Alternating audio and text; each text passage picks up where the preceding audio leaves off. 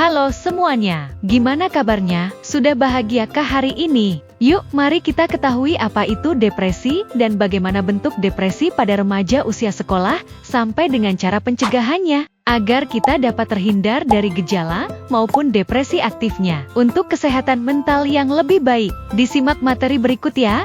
Ini penting loh buat kamu. Kita mulai ya. Yang pertama, kita akan ketahui terlebih dahulu apa itu definisi remaja dan depresi, sehingga kita tahu kenapa remaja itu bisa mengalami depresi. Remaja adalah masa transisi dari kanak-kanak ke dewasa yang ditandai oleh perubahan biologis, psikologis, dan sosial. Perubahan hormonal mempengaruhi suasana hati dan perilaku, dan remaja menjadi lebih peka terhadap stresor. Oleh karena itu, perhatian lebih besar diperlukan pada tahap ini. Lalu, depresi adalah gangguan suasana hati yang memengaruhi pikiran, perasaan, dan perilaku. Penderita bisa merasa sedih, cemas, tidak berharga, serta mengalami gangguan tidur, perubahan nafsu makan, dan penurunan energi. Nah, pada anak dan remaja usia sekolah, depresi ini bisa berupa ketidakbahagiaan atau mudah tersinggung yang berkepanjangan dan sering tidak dikenali. Jika kesedihan ini mengganggu aktivitas, minat, prestasi sekolah, atau hubungan keluarga, mereka mungkin membutuhkan bantuan profesional. Selanjutnya, kita akan melihat isu kasus kejadian depresi secara internasional maupun nasional. Secara internasional, Organisasi Kesehatan Dunia melaporkan Asia Tenggara memiliki angka depresi tertinggi, yaitu 86,94 juta atau 27% dari 322 juta orang. Dengan Indonesia di urutan kelima atau 3,7%. UNICEF melaporkan pada 2019, depresi adalah gangguan mental paling umum pada remaja usia 10 hingga 19 tahun dengan prevalensi 42,9%.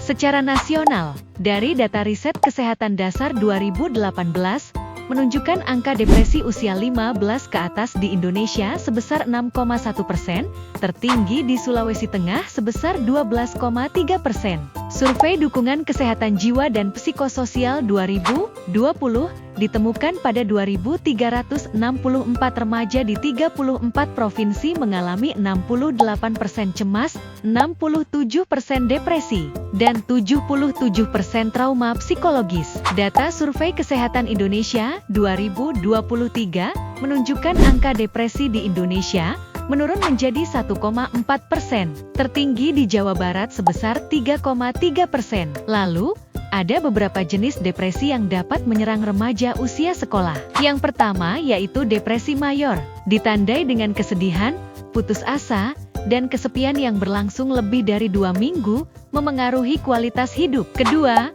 distimia. Terjadi depresi kronis selama lebih dari 2 tahun, dengan gejala yang lebih ringan atau lebih berat, mengganggu kualitas hidup. Ketiga, depresi premenstrual, adanya gangguan suasana hati ekstrem selama PMS, dengan gejala kesedihan dan kecemasan yang mengganggu. Keempat, gangguan bipolar, ditandai dengan fase mania atau emosi berlebihan dan depresi atau perasaan putus asa dan sedih. Ini memengaruhi perilaku dan aktivitas. Kelima, gangguan suasana hati musiman. Ini terjadi pada musim dingin atau hujan dengan sedikit sinar matahari yang akan membaik saat cuaca cerah. Keenam, depresi situasional, muncul akibat stres dari kejadian tertentu, ditandai dengan perubahan pola tidur dan makan.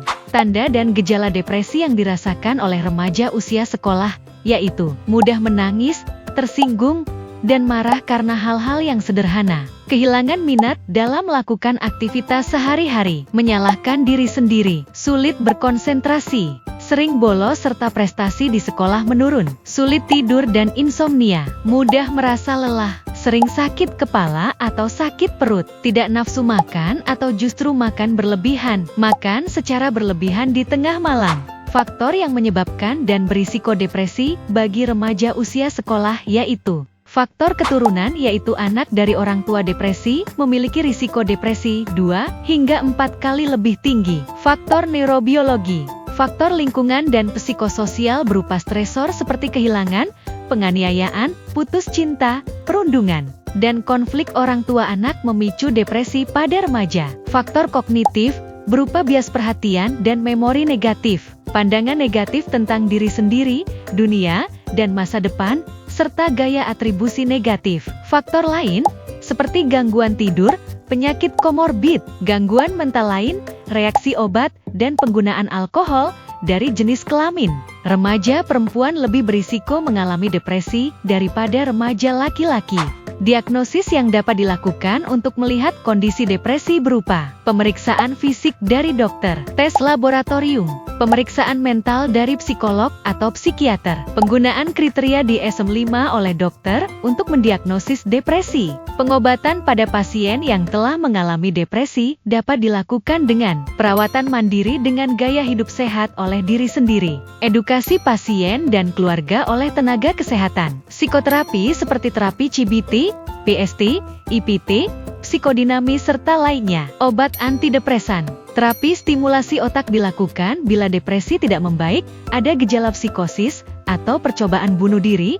Jenis terapinya seperti ECT, TMS, VS. Ada beberapa penanganan yang dapat dilakukan untuk menghindari depresi pada remaja usia sekolah. Yang pertama, dari diri sendiri, seperti bicarakan permasalahan dengan orang terpercaya dan tidak dipendam, tidak mengurung diri, pola hidup sehat, kelola stres. Yang kedua, dari orang tua, seperti membujuk anak untuk beraktivitas di luar rumah, perhatikan kesehatan fisik anak, mencari bantuan dari profesional bila depresi semakin parah. Yang ketiga, dari teman sebaya, seperti mendengarkan curhatan dari teman dengan baik dan mendukungnya bila ada permasalahan, mengajak beraktivitas positif. Terakhir, dari sekolah, seperti ciptakan lingkungan yang mendukung kesehatan mental, menyediakan layanan konseling, adakan program pendidikan kesehatan mental, libatkan orang tua dalam program kesehatan mental. Nah, yang terakhir, ada beberapa tips loh untuk mencegah terjadinya depresi dan akan bermanfaat sekali untuk kalian para remaja,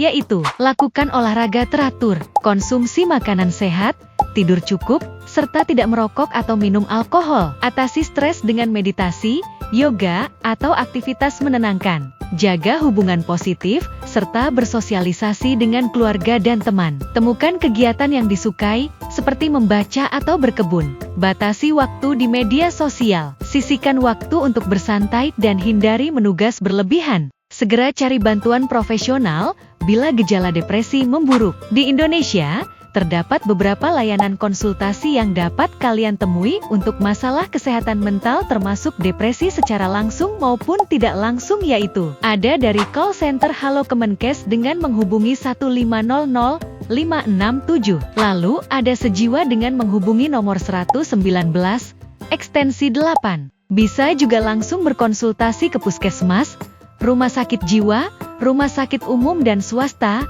pergi ke komunitas dan LSM seperti Yayasan Pulih dan Indonesia Mental Health Care Foundation, berkonsultasi ke praktik psikolog dan psikiater swasta. Ada juga layanan konseling online, seperti Halodoc, Klik Dokter, dan Relief. Pada lingkungan sekolah, terdapat layanan bimbingan dan konseling dari guru, bila terdapat hal yang ingin disampaikan terkait permasalahan di sekolah. Terima kasih telah menyimak hingga akhir ya. Semoga dengan ini kita dapat memahami dan menanggulangi serta mengelola agar depresi go away dari kehidupan kita. Depresi no prestasi yes. Sehat mentalku, bahagia hidupku.